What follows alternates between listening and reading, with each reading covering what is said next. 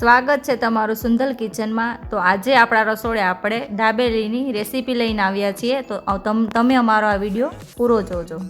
અમે બાફેલા બટેકા લીધેલા છે, તીખી સિંગ છે, નાયલોન સેવ છે, દાબેલી મસાલો છે, દાડમ છે, સમારેલી ડુંગળી લઈ લીધેલી છે, લીંબુ અને તીખા મરચાં લીધા છે, સોસ લીધો છે અને કોથમીર લઈ લીધેલી છે।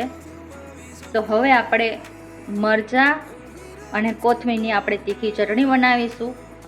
હવે આપણે ચટણી બનાવવાની શરૂઆત કરીશું। તો આપણે એક મિક્સર જારમાં કોથમીર એડ કરી દઈશું, ત્યારબાદ એમાં તીખા મરચાં એડ કરી દઈશું અને થોડું લીંબુ એડ કરી દઈશું, જેથી કરીને તેનો કલર એકદમ સરસ ગ્રીન કલર રહે।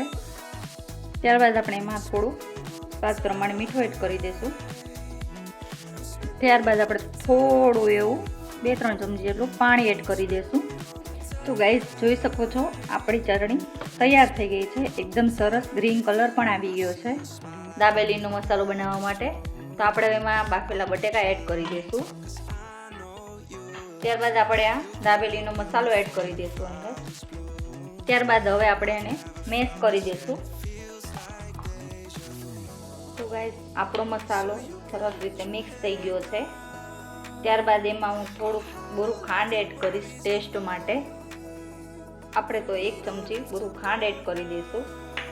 ત્યારબાદ આપણે એમાં 2 ચમચી જેટલો સોસ એડ કરી દઈશું। હવે આપણે એને મિક્સ કરી દઈશું।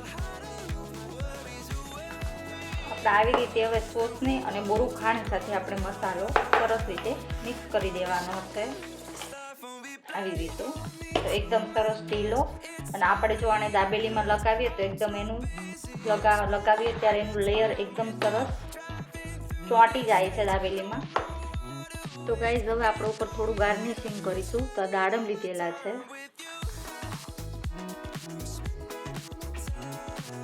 ત્યારબાદ આપણે એમાં તીખી સિંગ એડ કરીશું, કોથમીર એડ કરી દઈશું।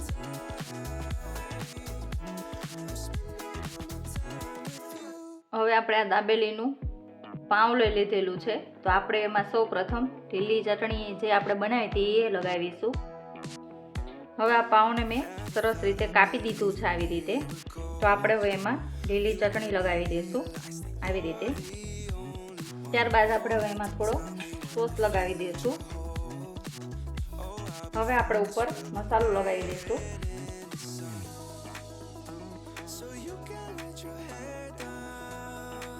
ત્યારબાદ આપણે એમાં થોડી સેવ એડ કરી દઈશું। ત્યારબાદ આપણે એમાં થોડી ડુંગળી એડ કરી દઈશું। હવે થોડી તીખી સિંગ એડ કરી દઈશું।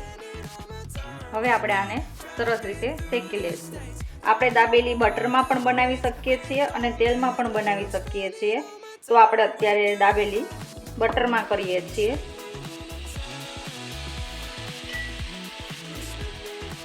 હવે આપણે એમાં બટર એડ કરી દીધું છે। ત્યારબાદ આપણે આ દાબેલીને આવી રીતે સરસ રીતે બંને સાઈડથી બટરમાં શેકી દઈશું। અને આપણે એને એટલું બધું પ્રેસ પણ નથી કરવાનું કે જેથી કરીને તે તમારી દાબેલીનું જે બન છે એ દબાઈ ના જાય, એટલા માટે આપણે ધીમે ધીમે આવી રીતે એને પ્રેસ કરવાનું છે અને બંને સાઈડથી આપણે એકદમ સરસ રીતે એને શેકી દેવાની છે। તો મિત્રો આપણે એકદમ સરસ રીતે નીચેની સાઈડથી દાબેલી શેકાઈ ગઈ છે। હવે આપણે બંને બાજુથી આવી રીતે સરસ, અને પ્રેસ વધારે કરવાનું નથી જેથી કરીને આપણું બન દબાઈ જાય।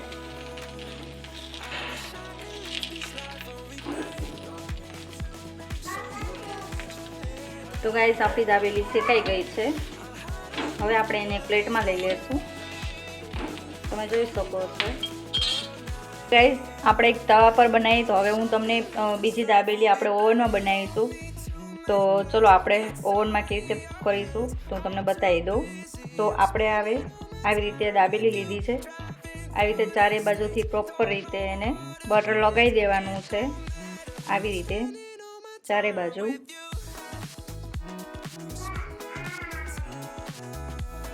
હવે આપણે સરસ બટર લગાવી દીધું છે, તો હવે આપણે આવી રીતે એને પ્લેટમાં મૂકતા જશું. હવે ગાઈઝ આપણે બટર લગાવીને સરસ રીતે દાબેલી બધી પ્લેટમાં મૂકી દીધી છે, તમે જોઈ શકો છો. હવે આપણે એને ઓવનમાં મૂકી દઈશું. હવે ગાઈઝ આપણે આ દાબેલી આપણે ઓવનમાં મૂકી દઈએ છીએ.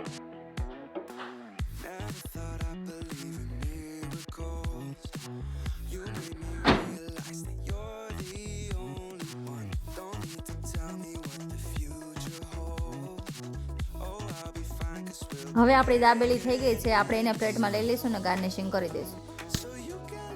હવે આપણી દાબેલી ગાર્નિશિંગ થઈ ગઈ છે, તો આપણે તમને અમારો આ વિડીયો ગમ્યો હોય તો લાઈક કરજો, શેર કરજો અને સુંદલ કિચનને સબસ્ક્રાઈબ કરજો અને કોમેન્ટ સેક્શનમાં જરૂરથી જણાવજો કે તમને અમારી દાબેલી કેવી લાગી.